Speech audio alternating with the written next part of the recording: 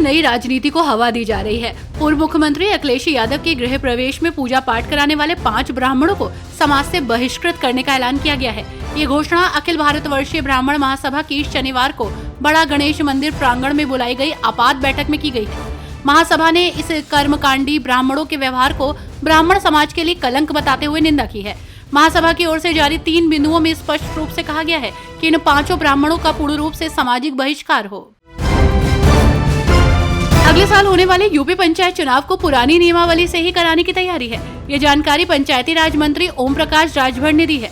पत्रकारों से बात करते हुए राजभर ने कहा कि वर्ष 2011 में सामाजिक आर्थिक जनगणना हुई थी। उसी के आधार पर आरक्षण की व्यवस्था करते हुए अगले साल होने वाला पंचायत चुनाव कराने की तैयारी है, क्योंकि अभी जातिवाद जनगणना शुरू नहीं हुई है और पंचायत चुनाव अगले वर्ष मार्च तक कराए जाने हैं। राजभर ने कहा कि सभी वर्गों में महिलाओं को 33% आरक्षण दिलाने का प्रयास किया जाएगा। यूपी के सभी शहरों में मुहर्रम को लेकर करबला वाले मार्गों पर नगर निगम ने दिन भर व्यवस्थाओं को दुरुस्त किया है। निर्माण विभाग की 4 टीमों ने करबला के रास्ते के गड्ढे भरे हैं, स्ट्रीट लाइट्स को सही किया है और सड़क किनारे पड़ी सिल्ट को उठवाया है। नगर आयुक्तों ने टीम के साथ चेकिंग की। पार्षद और क्षेत्रीय नागरिकों से व्यवस्थाओं के बारे में जानकारी ली गई। साथ ही निर्देश दिए गए कि बारिश हुई तो पंपिंग यूनिट लगाई जाएगी ताकि पानी निकल सके। इसके अलावा पुलिस और प्रशासन सुरक्षा को लेकर सख्त है। इस कड़ी में सुरक्षा टाइट करी गई है, जिससे किसी तरह की अनहोनी न होने पाए।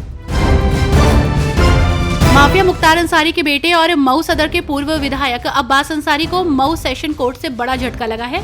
अपर जिला सत्र न्यायाधीश राजीव कुमार वत्स की फास्ट ट्रैक कोर्ट नंबर 1 ने हेट स्पीच मामले में उनकी 2 साल की सजा को बरकरार रखते हुए अपील खारिज कर दी है। हालांकि कोर्ट ने अब्बास की अंतरिम जमानत की अवधि भी बढ़ा दी है। 31 मई को मऊ की मुख्य न्यायिक मजिस्ट्रेट कोर्ट ने अब्बास अंसारी को 2022 के विधानसभा चुनाव के दौरान भड़काऊ भाषण देने के मामले में दोषी ठहराया था। उत्तर प्रदेश एटीएस ने अवैध धर्मांतरण के एक संगठित गिरोह का भंडाफोड़ किया है और बलरामपुर जिले के उटरौला कस्बे से जमालुद्दीन उर्फ छगुन बाबा को गिरफ्तार किया है। इस मामले में अब तक 2 लोगों को गिरफ्तार किया जा चुका है। छगुन बाबा पर लड़कियों को बहरा फुसलाकर जबरन इस्लाम धर्म में शामिल कराने, विदेशों से फंडिंग प्राप्त करने और एवं गरीबों और मजबूरों को लालच देकर धर्मांतरण करवाने के आरोप है। इस पूरे नेटवर्क को लेकर जाँच एजेंसियों को चौंकाने वाली जानकारियाँ मिली है। होटल और ढाबों में गैर हिंदुओं की जांच का मामला अभी थमा नहीं था कि मुजफ्फरनगर में स्वामी यशवीर महाराज ने एक और विवादित बयान दे दिया। यशवीर महाराज ने कांवड़ लेने जाने वाले श्रद्धालुओं से अपील की है कि वो मुस्लिम कारीगरों की बनी हुई कांवड़ न खरीदें। ये वीडियो सोशल मीडिया पर तेजी से वायरल हुआ। स्वामी यशवीर महाराज ने अपने वीडियो में दावा किया कि हरिद्वार में 90% कांवड़ बनाने का काम जिहादी गैंग लोग करते हैं। उन्होंने कहा कि ये जिहादी लोग भोजन में थूक और मूत्र मिलाकर उसे अशुद्ध करते हैं, तो इनकी बनाई कांवड़ भी अशुद्ध होगी। उत्तर प्रदेश के जौनपुर जिले के जफराबाद थाना क्षेत्र के किरतापुर सेवई नाला में एक नए बने पुलिस बूथ को बुलडोजर से ध्वस्त कर दिया गया। ये कार्रवाई देखकर स्थानीय लोग हैरान हो गए। मौके पर जफराबाद थाना प्रभारी विश्वनाथ प्रताप सिंह, तहसीलदार सदर सौरभ कुमार और फोर्स के साथ जेसीबी मशीन मौजूद थी। बाद में पता चला कि ये कार्रवाई इलाहाबाद हाईकोर्ट के आदेश पर हुई है, क्योंकि बूथ चारागाह की जमीन पर अवैध रूप से बनाया गया था।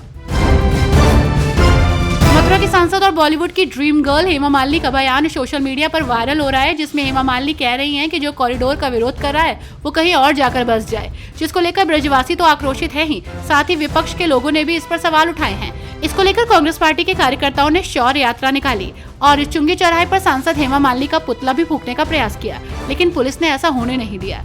दरअसल बांके बिहारी मंदिर कॉरिडोर के समर्थन में मथुरा की सांसद हेमा मालिनी के बयान को लेकर विरोध के सुर मुखर हो रहे हैं।